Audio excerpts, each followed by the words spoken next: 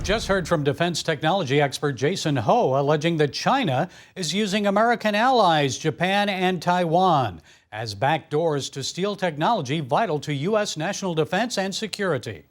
Well, now let's meet the Japanese journalist who first exposed all of this. She's likely to spend 3 years in prison for violating the country's conspiracy law. IT writer Moet Fukada says she did nothing wrong when she revealed information about this nefarious activity.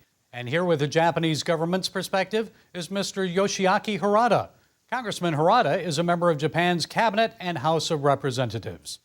First, Congressman Harada, these are serious spying allegations exposed by Ms. Fukada and Mr. Ho. Are these just a few bad actors, or is it an organized effort by the Chinese Communist Party to use Japan as a conduit for obtaining U.S. technology and defense secrets? As a politician, I've been in a very good, very deep commitment to the Japanese diplomacy or relationship with China. So we are very afraid, and I have a very strong antagonism about the Chinese expansion. This is one of my main political policies. We are afraid that the Chinese development of cyber technologies in Japan is, we must say that it is now becoming delayed with these technologies. Boy, you write that Japan is no longer a country with Japanese interests in mind. China has become a dominating factor. So tell us more about that and why you pursued the story. Because I figure out how Chinese Communist Party stole military technology from Japan to China. So I figure out a person who has Japanese identity. Actually, that person is not real Japanese. He is belong to PLA. They stole Japanese identity, becoming a Japanese citizen, and acting as a Japanese to access to restricted military technology is coming from U.S.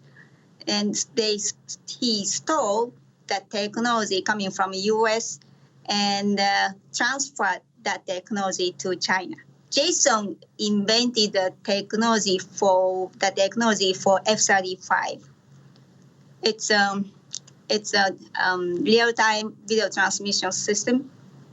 It's a critical technology for remote control of the robot and the flight system.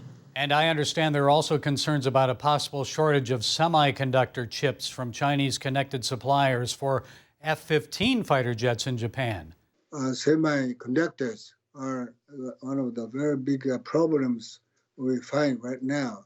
And so I am a main member of the congressman's meeting and organization to help semiconductor industry to speed up. And so we are very afraid. And from the import from China, I don't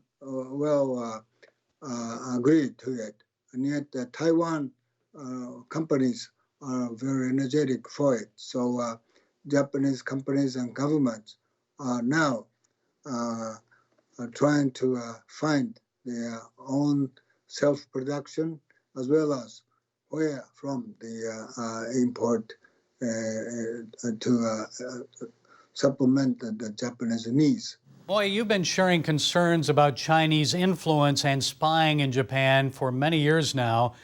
Have you been threatened? Do you fear for your life? Yeah.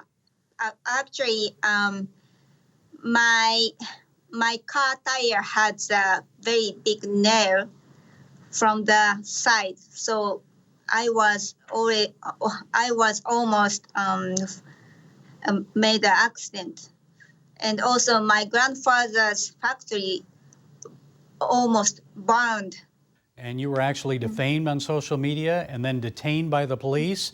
Now it looks like you'll go to prison for 3 years. So many Americans would find that hard to believe, and many think that Julian Assange of WikiLeaks has a similar case. So just like him, they would think that you're being silenced to protect powerful people. So what do you think? You ready to go to prison? I'm ready to go to prison because I want to wake up Japanese people. Our country already penetrated by Chinese Communist Party. If I go to prison, I can wake up 1,000 Japanese people every day. And if I go to jail 3 years, I can wake up 1 million Japanese citizens. Congressman Harada, what do you think? Should she go to prison? She really explained it very deeply so that I became very sympathetic to it. I don't think she will go to prison, by any means, and it must not be done that way. Her deeds are not so criminal level. So I, as a lawyer, of course not committed yet, but as a lawyer, I will protect her from that kind of misunderstanding. We are always standing on the very neutral and very right positions. That's why she was also telling me about that. But as far as I understand, as far as I think myself, she will never go into jail by any means. Okay, our thanks to you both. Congressman Yoshiaki Harada, for your bravery and willingness to share your thoughts about this on American television, and Moet Fukada, for your persistence to uncover the truth. Thank you both. Thank you.